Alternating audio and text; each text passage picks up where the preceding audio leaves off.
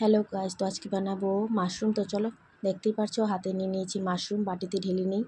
তো মাশরুম ঢেলে নিয়েছি, আর মাশরুমের সাথে যা যা লাগবে তা সব নিয়ে নিয়েছি। তো এখন এগুলিকে কাটবো আর কেটে নিয়ে আসবো। মাশরুম কেটে নেব, এগুলিও কেটে নেব। তো দেখতে পাচ্ছি মাশরুম কেটে নিয়ে এসেছি, মরিচটা পেস্ট হয়ে গেছে।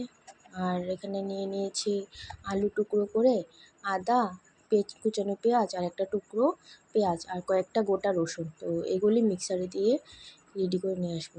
তো মিক্সারে দেব এখন।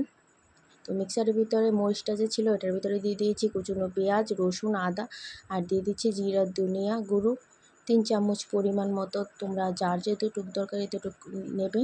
তো এখন মিক্সারটা চালু করব, সুইচটা অন করে দিয়েছি। মিক্সারে জল দিয়ে দিয়েছি বেশি, তাই এই অবস্থা হয়ে গেছে। দেখতেই পারছো মরিচ সবটা হয়ে গেছে পেস্ট। তো চলো এখন মাশরুমটা বানানো যাক। গ্যাসটা ধরিয়ে নিই প্রথমে। তো দেখতেই পারছো গ্যাসটা ধরিয়ে নিয়েছি, কড়াইটা বসিয়ে দেব।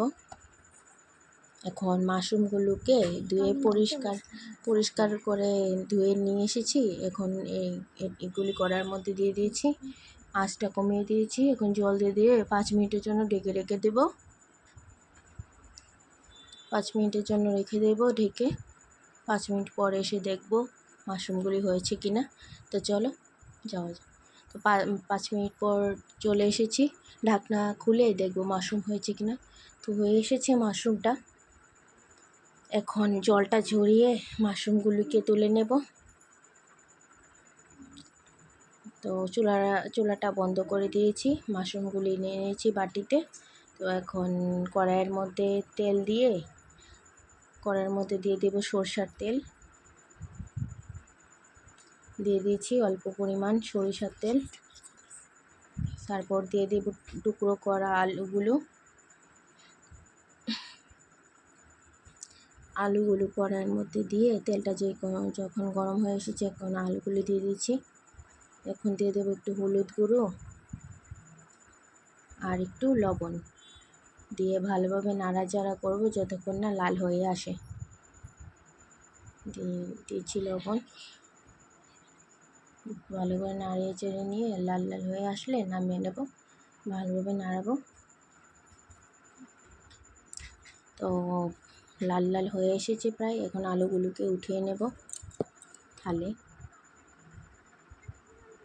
আলুগুলোকে উঠিয়ে নিচ্ছি। তো কড়াইয়ের মধ্যে যেটুকু তেল আছে এই তেলের উপরে আরেকটু তেল দিয়ে তারপর দিয়ে দেব পেঁয়াজ কুচনো পেঁয়াজটা ভালোভাবে লাল লাল হয়ে আসলে মশলা বাটাটা দিয়ে দেব। কুচনো পেঁয়াজটা দিয়ে দিয়েছি, মশলা বাটাটা দিয়ে দেব। কুচনো পেঁয়াজটা হয়ে আসলে লাল লাল করে লাড়তে থাকবো। যখন লাল হয়ে আসবে তখন মশলাটা দিয়ে দেব। লাড়তে লাড়তে লাল হয়ে এসেছে, চুলার আঁচটা একটু কমিয়ে দিলাম। লাল হয়ে এসেছে, এখন মশলাটা দিয়ে দেব।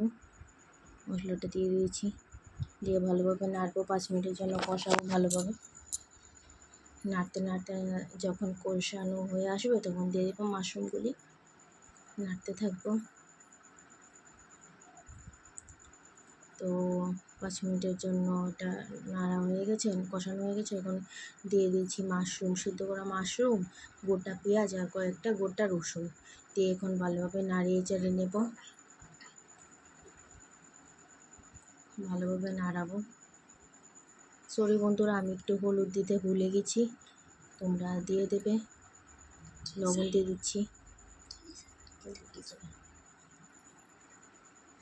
ভালোভাবে নাড়িয়ে নেব। পরে দিয়ে দিয়েছিলাম হলুদটা, কিন্তু এখন দিতে ভুলে গেছি। লাস্টে আমি হলুদটা দিয়ে দিয়েছিলাম। এবার ভালোভাবে নাড়িয়ে নেব 5 মিনিটের জন্য, ঢাকা দিয়ে। তো কষানো হয়ে গেছে, এখন দিয়ে দেবো ভাজা আলুগুলি। এবার দিয়ে ভালোভাবে নাড়িয়ে চাড়িয়ে নেব, ভালোভাবে নাড়াবো। যখন ভালোভাবে কষানো হয়ে আসবে তখন দিয়ে দেবো এটার ভিতরে একটু জল। ভালোভাবে কষানো হয়ে গেছে, তো এখন দিয়ে দেবো একটু জল। মশলার জলটা যে ছিল ওটা দিয়ে দিয়েছি।